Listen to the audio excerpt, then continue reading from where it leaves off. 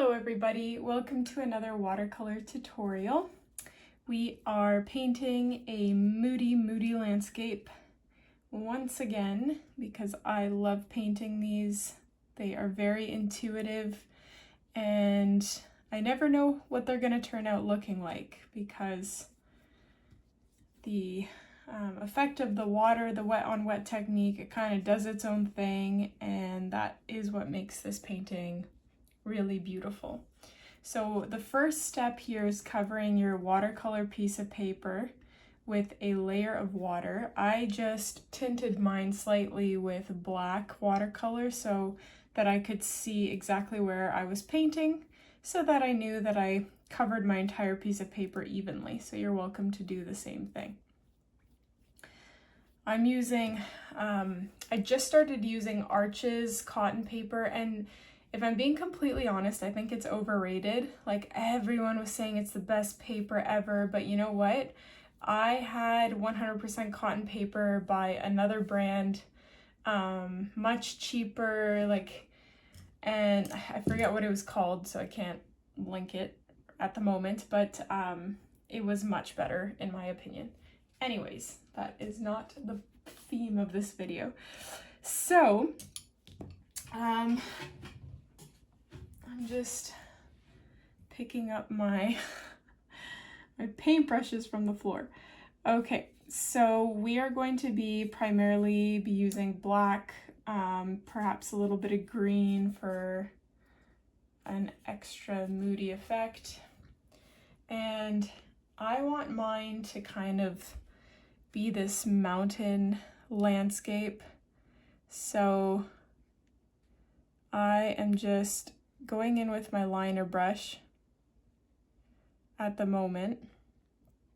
This one is a size 00 by Winsor & Newton. And I'm painting on a line, and then subsequently I'm just spreading out that line so that it looks like a pine tree. Surprise, surprise, we're painting pine trees. I love pine trees. They are just so beautiful and I love painting them. So my paper is buckling a little bit here. You can actually avoid that. I learned this from you guys, so thank you, but I didn't do it. You can paint the back side of your piece of paper and then it won't do that buckling thing. So I recommend doing that.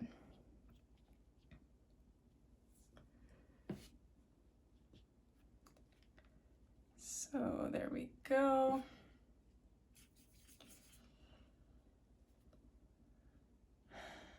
So here, yeah, I'm just going ahead and just creating like a very rough pine slope, I guess you could say.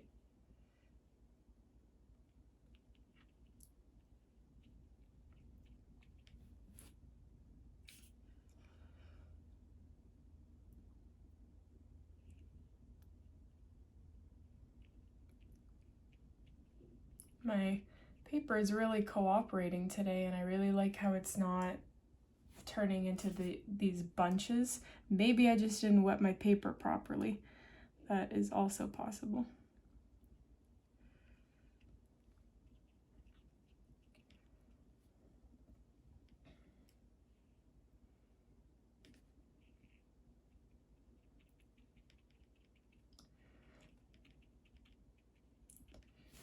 Now, what I want to do here is spread this out, or blend the bottom of these trees out,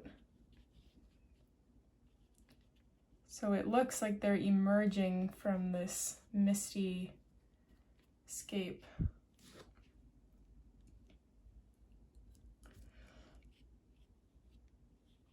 And I'm going in between some of them as well, so that it doesn't create a cauliflower effect.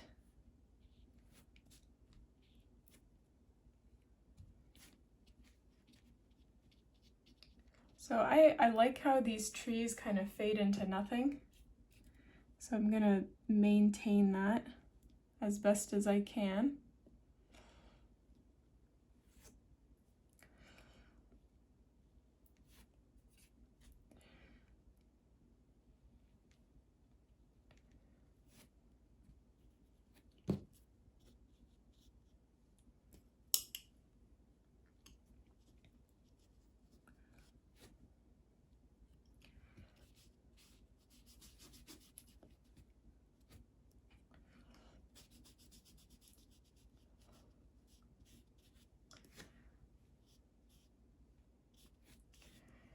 there we go. That sort of, whoops, I should probably keep that on the screen.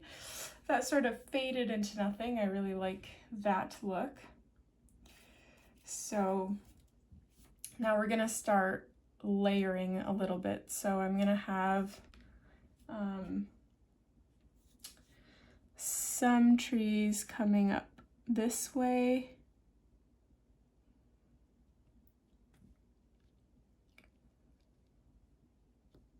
So I'm gonna just try and leave a space here so it looks like there's a misty gap in between my two layers of trees.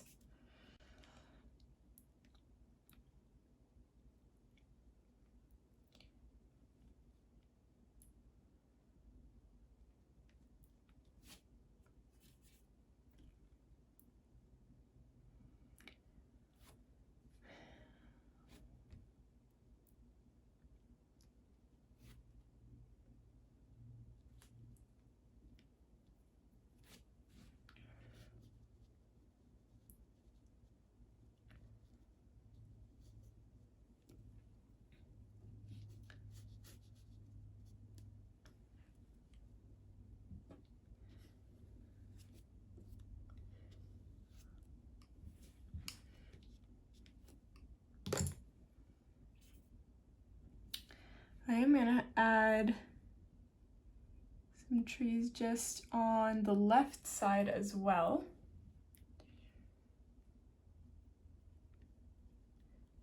By the way, I feel like I've said this so many times, but I never know if it's the same people rewatching my videos. So I'm just gonna say it again. I have a tutorial that goes over 4 techniques how to paint pine trees. If you haven't really developed your style yet, you really don't know how to paint pine trees, or you struggle with them, or you're nervous to paint them because they seem daunting, please check out that video. It really breaks it down into super simple steps in my opinion. So you can use one of those 4 techniques, or you can kind of spin off those 4 techniques and develop your own for painting pine trees. So go check it out and let me know what you think.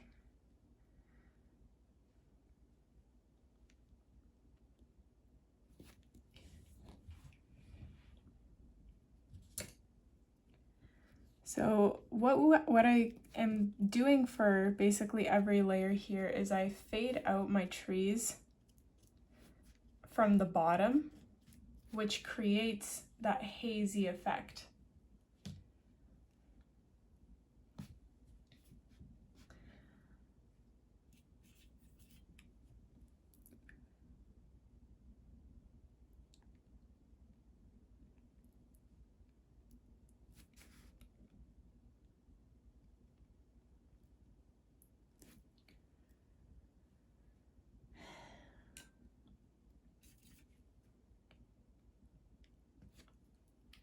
So on the bottom here, I want the bottom to be quite dark.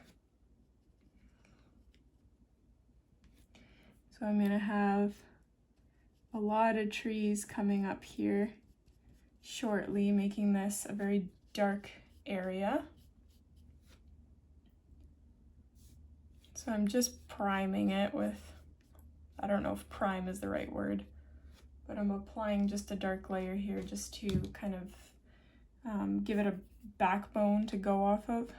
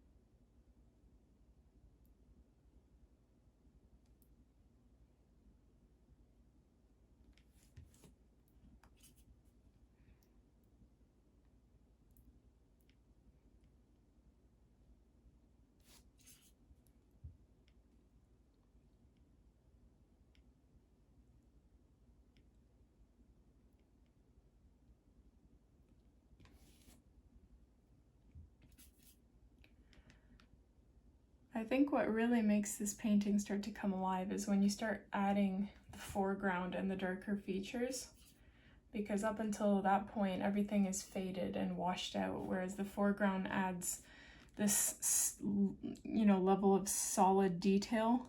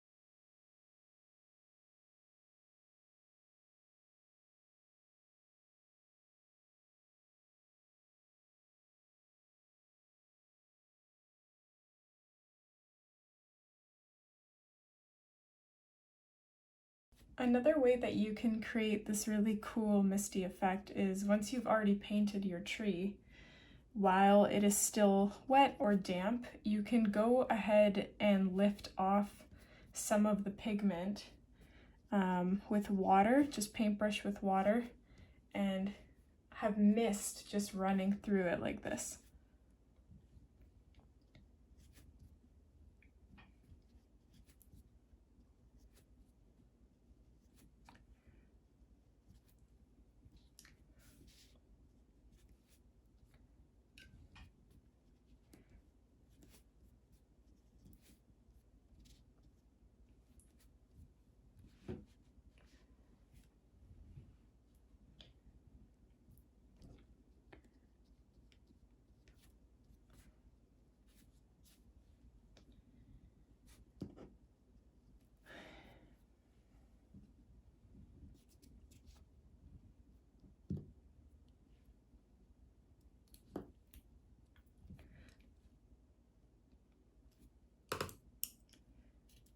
I want to create that same mist extending down here, but this part is already partially dry, so if I was to do that, it would create a cauliflower effect, which I definitely want to avoid. So I'm just going to paint over it, paint another layer, and then lift it off. So creating my kind of dark features on the bottom here. And then just extending the same details that I did before.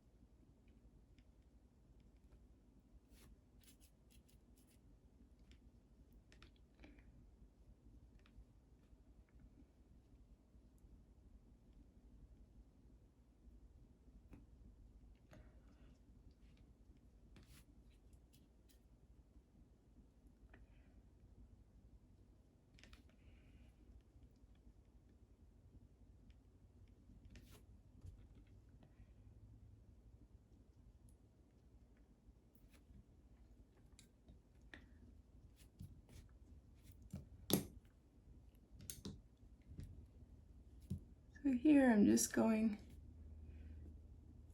through with the mist.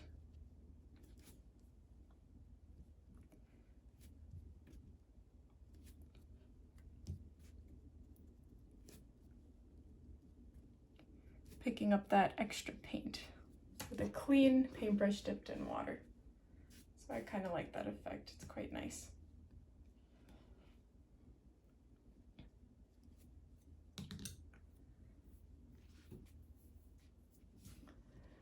So I do find that this area is a little bit bare. So I'm going to pick up intense, I always say intense, just a lot of pigment, very little water. And I'm gonna be doing similar things to what I did over here. So just extending my details into the mist.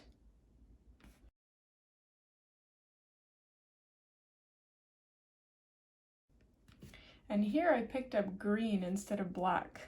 So that's another layer of detail that you can add just by switching up your colors a little bit, not just using black the entire time.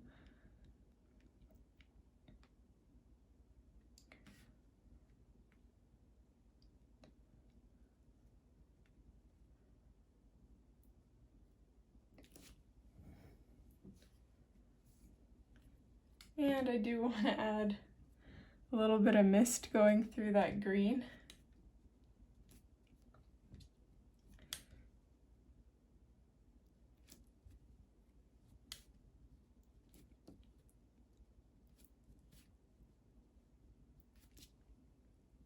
But because I'm using green, you can see here it's not really blending as seamlessly. It's creating a kind of a yellow tinge.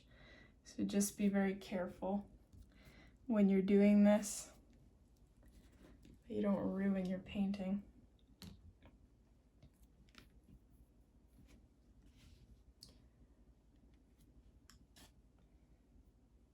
Okay, I'm gonna let this, or am I? Thinking about whether I should let it completely dry. You know what, no. Because sometimes it's good to have a little bit of a wet effect. I'm gonna go over this tree here and make it a little bit more intense. So I'm using black and just going over it.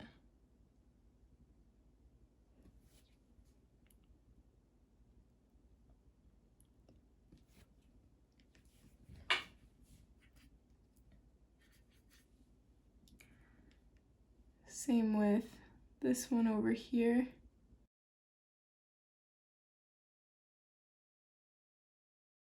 And you can just start going over with darker features, any trees that you want, filling in any gaps if you feel that there's not enough going on in certain places.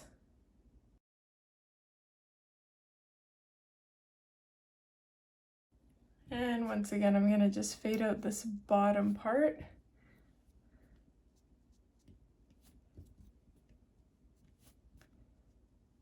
Like so.